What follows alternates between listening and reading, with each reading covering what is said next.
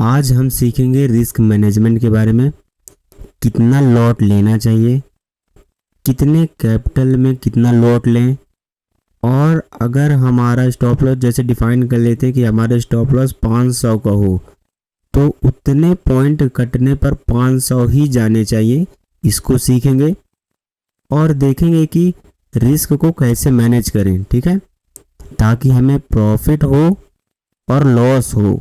एक महीने में ओवरऑल अगर 10 दिन प्रॉफिट करें और 10 दिन लॉस करें तो भी हम कैसे प्रॉफिट में रह सकते हैं, तो ये रिस्क मैनेजमेंट हमें सिखाएगा, ठीक है। तो इसके लिए चलो देखते हैं पहले बात क्या क्या चीज़ें ध्यान रखना है। टाइम वेस्ट ना करते हुए चलते हैं अपने एक्सेल पे और समझते हैं कि कितने हमें लॉट लेना चाहिए, कितने कैपिटल से। तो चलो देख लेते हैं। यहाँ पे देखो, अगर आपको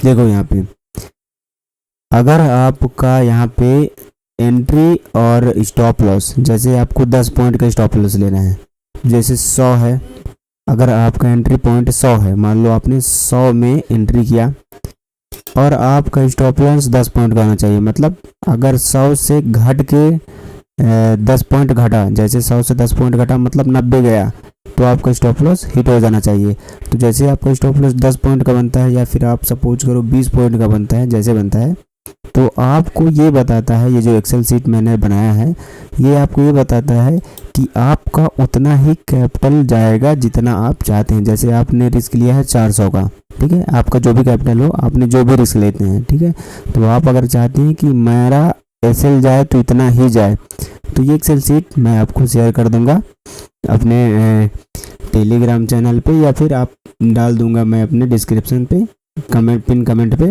तो आप इसे जाके वहाँ से डाउनलोड कर लेना, ठीक है। तो यहाँ पे इसमें कैसे पता चलेगा, जैसे मेरे को लेना है यहाँ पे 10 पॉइंट का एसएल और मान लो मेरे को लेना है 400 का मेरा रिस्क है, तो मेरे को ये बताएगा कि आप किस में ट्रेड कर सकते हैं 10 पॉइंट के हिसाब से, ठीक है। तो देखो, मैं अगर ट्रेड करूँगा तो बैंक निफ्टी में 1.33 मतलब एक लॉट ले सकता हूँ, एक या फिर 1.5 लॉट ले सकता हूँ। 1.5 लॉट तो लेगा नहीं, या तो एक लो या तो 2 लो, मान लो एक लॉट से लूँगा तो मेरा इसमें 400 का रिस्क रहेगा, 400 से कम ही कटेगा। फिर मेरे को निफ्टी में कोई भी एंट्री नहीं मिलेगा क्योंकि मेरा 10 पॉइंट जाएगा, तो 400 का हिसाब से कोई भी यहाँ पे स्टॉप लॉस डिफाइन नहीं होता है। मेरे को वहाँ पे ज़्यादा स्टॉप लॉस लेना पड़ेगा, 20 पॉइंट का लेना पड़ेगा, ठीक है। सेंसेक्स में मेरा 2 लॉट बनेगा, ठीक है, तो बल्कि सेंसेक्स में एक लॉट से भी कर सकते हो आप। एक लॉट में क्या रहेगा, आपका 200 जाएगा, ठीक है, एक लॉट में 200 जाएगा 10 पॉइंट के हिसाब से, और आप लोग उसमें अच्छी तरीके से परफॉर्मेंस कर सकते हो। तो सेंसेक्स बेटर रहता है, आप अपने हिसाब से देख लेना। और यहाँ पे फिन निफ्टी में भी कोई हमारा नहीं बन रहा है, मिड कैप में भी कोई नहीं बन रहा है, निफ्टी 50x में 1 लॉट से ट्रेड बन रहा है, ठीक है, जिसमें हमें ये बताता है कि आपका अगर 10 पॉइंट गया तो आपको 400 जाएगा, और अगर नहीं जाता है 1:1, 1:2, 1:3 आ जाता है। कभी कभी सोचते हो ना तुम लोग कि ये 1:1 क्या है, क्या 1:2 है क्या, तो ये वही होता है 1:1। देखो 1:1 का मतलब है अगर 400 गया, इधर 10 पॉइंट गया, 400 गया, अगर तुम्हारा 20 पॉइंट गया तो वहाँ पे तुम्हें 800 मिलेंगे, ठीक है। जैसे आपको 20 पॉइंट चला गया तो 800 मिलेंगे। अगर आपका 10, 20, 30 पॉइंट चला गया 10-10 करके 3 बार, तो आपको 4-4-4 करके 3 बार रुपए मिलेगा, मतलब 400, 400 और 400, 4 3 1200, ठीक है। तो यही होता है 1:1, 1:2, 1:3। अगर आपका 400 जा रहा है तो अगर 1:1 आ रहा है तो मतलब 400 गया तो 400 आएगा, अगर 1:2 गया तो 400 गया तो उसका डबल 4 दूना 800 आएगा, अगर 1:3 जा रहा है तो 4 तिहाई 12 चला जाएगा, ठीक है, 1200। तो आपको मिनिमम 1:2 लेना ही लेना है क्योंकि ये आपका रिस्क के हिसाब से होगा, ठीक है। तो ये आप एक्सेल शीट को डाउनलोड कर लीजिए और अपने ट्रेडिंग डिसिप्लिन को और बेहतर बनाइए, ठीक है। और बहुत सारी चीज़ें हैं जो मैं आपको यहाँ पे बता देता हूँ, क्या क्या चीज़ें आपको जानना ज़रूरी है। देखो, सबसे पहली बात तो तुम्हें मालूम होना चाहिए यहाँ पे कि आपका जितना कैपिटल है, जैसे मान लो आपके पास 10,000 है ये, और आपके पास 10,000 है और आप इसका कितना रिस्क लें कि आपको कम से कम मिले, तो आपको इसका रिस्क कम से कम 2% या फिर 3% से ज़्यादा नहीं लेना चाहिए। ठीक है, आपका कैपिटल जो भी हो, चाहे 10,000 हो, चाहे 20,000 हो, चाहे 50,000, 1,00,000, 2,00,000, क्योंकि आप जितना कम रिस्क रखेंगे उतना ही प्रॉफिटेबल होने का चांस ज़्यादा रहेगा। तो जैसे मैं 2% का रिस्क लेता हूँ तो मैं 2/100 किया। ठीक है, और यहाँ पे ये कट जाएगा 0 ये 0 कट गया, तो ये कुल मिला के आंसर आएगा 200 रुपये मेरा 2% हो गया। तो ये किस में मेरा बन सकता था, देखो अगर आप एक्सेल में देखोगे तो वहाँ पे सेंसेक्स में मेरा बन सकता था। तो मैं सिर्फ सेंसेक्स में ट्रेड कर सकता हूँ 2% की रिस्क से, बाकी किसी में ट्रेड नहीं कर सकता हूँ। अगर हमें और सब में ट्रेड करना है, जैसे बहुत लोग होते हैं बैंक निफ्टी में ट्रेड करते हैं, बहुत लोग होते हैं कि निफ्टी 50 में निफ्टी 50 में वैसे ज़्यादा ट्रेड करते हैं, तो देखते हैं कि कितने रिस्क से वो उसमें एंट्री करेंगे। तो चलो फिर से एक्सेल सीट पे और देखते हैं कितने हमें ये कितना एंट्री देता है। देखो जैसे मेरे को यहाँ पे लेना पड़ेगा कितना रिस्क, मैं यहाँ पे ले रहा हूँ मान लो 700 का रिस्क। ठीक है, मान लेते हैं 700 का रिस्क लिया, और मेरा स्टॉप लॉस है 20 पॉइंट का, मिनिमम 20 पॉइंट का। तो मेरे को किस में एंट्री मिलेगा, देखो मेरे को 20 पॉइंट के हिसाब से किसी में भी एंट्री नहीं मिलेगा, मेरे को 10 पॉइंट लेना पड़ेगा। कम स्टॉप लॉस रखोगे उतना ही फ़ायदा रहेगा। ठीक है, मिनिमम 10 या 15।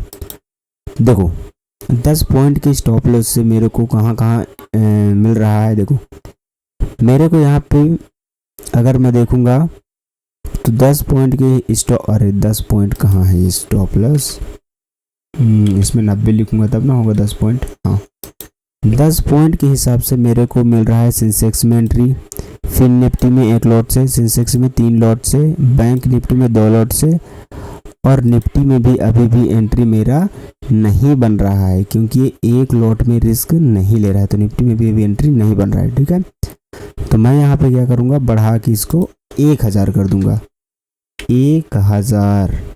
ठीक है, ये कर दिया। देखो 1000 में मेरा बैंक निफ्टी में 3 लॉट से, और निफ्टी में 1 लॉट से, सेंसेक्स में 5 लॉट से कर सकता हूँ मैं, फिर निफ्टी में 1 लॉट से, मिड कैप में कोई एंट्री नहीं, और निफ्टी 50 में 4 लॉट से बन रहा है। इसका मतलब कि मैं अगर 4 लॉट लूँगा और मेरा 10 पॉइंट गया तो 1000 गया। 4 लॉट से ट्रेड करूँगा तो इसमें लॉट साइज पता चलता है, ध्यान रखना क्या पता चलता है, लॉट साइज। अगर मैं फिर निफ्टी में 1 लॉट लूँगा तो मेरा 1000 के समथिंग लॉस होगा, 1000 से ज़्यादा लॉस नहीं होगा।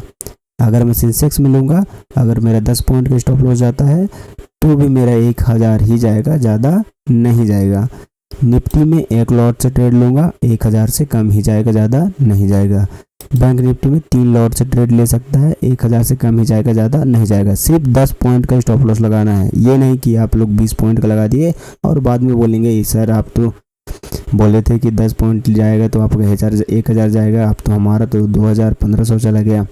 तो उसका कारण होता है कि आप ज़्यादा से ज़्यादा स्टॉप लॉस ले लेते हैं। 10 पॉइंट का स्टॉप लॉस अपना डिफाइन करो और वहाँ पे 10 पॉइंट का ही लो, वरना आपको ज़्यादा घाटा हो सकता है। ठीक है, तो ये हो गया तुम्हारा क्वांटिटी कितना है, 100 क्वांटिटी मिलेगा। उसमें से आपको ये बता देता है कि किस में आपको एंट्री मिलेगी और किस में एंट्री नहीं मिलेगी। उसके बाद और क्या चीज़ें जानना ज़रूरी है, देखो अब तो हमें मालूम हो जाएगा कि 10,000 से हम ज़्यादा कुछ में ट्रेड नहीं कर सकते। तो चलो 20,000 से देख लेते हैं। अगर हमारा कैपिटल 20,000 है, यहाँ पे लिख लेता हूँ, अगर हमारा कैपिटल है 20,000 रुपये, यहाँ पे लिख लो 20,000 रुपये, और मेरे को लेना है 2% का रिस्क, और यहाँ पे कर दो 100 क्योंकि मैं परसेंट लगा दिया हूँ, तो यहाँ पे 100 हो जाएगा। और इसको काटो पीटो कितना आता है, देखो ये 0 से ये 0 कट गया, ये 0 से ये 0 कट गया, तो कितना आ जाएगा 2% का रिस्क, यहाँ पे 400 आएगा। ठीक है, तो आप जितना कम रिस्क लेंगे, अभी भी हमारा एंट्री पॉइंट किसी में नहीं दिखा रहा है, तो तुम लोग क्या करोगे, यहाँ पे रिस्क बढ़ा दोगे। रिस्क क्या कर दोगे, अब रिस्क लेने वाले रिस्क ले सकते हैं तो मिनिमम 2% या 3% लो तो ठीक रहता है। अगर आप लेना चाहते हो तो 5% भी ले लो। वैसे में क्या रहेगा, आपका पूरा महीना ट्रेड नहीं कर पाओगे। अगर एक स्टॉप लॉस गया तो दूसरे में आप कहानी ख़त्म। चलो मैं समझा भी देता हूँ। देखो जैसे मान लो मेरा 20,000 का स्टॉप लॉस है, मान लो 20,000 का कैपिटल है, मैंने 2% का रिस्क लिया। अब देखो इसमें कैसे कैपिटल से बचेगा। तो जब मेरा 20,000 का कैपिटल है और मैंने 2% का स्टॉप 2% का रिस्क लिया, मतलब 400 का रिस्क ले लिया कि मैं एक दिन में 400 उड़ा सकता हूँ, ठीक है। तो यहाँ पे 10 पॉइंट बन रहा है। जैसे मान लो यहाँ पे 360 पे एंट्री हो रहा है, तो मेरा स्टॉप लॉस होगा कहाँ पे, 360 पे नहीं, 350 पे।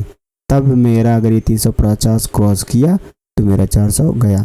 अगर 350 नहीं क्रॉस करता है, अगर वो आ जाता है 390, तो मेरे को कितने मिल जाएगा, 1:3, क्योंकि 10 पॉइंट बढ़ रहे हैं ना, 10, 60, फिर 70, फिर 80, फिर 90, क्योंकि 60 में तो एंट्री होगा तो इसको नहीं कंसीडर करेंगे, इसको कंसीडर करेंगे।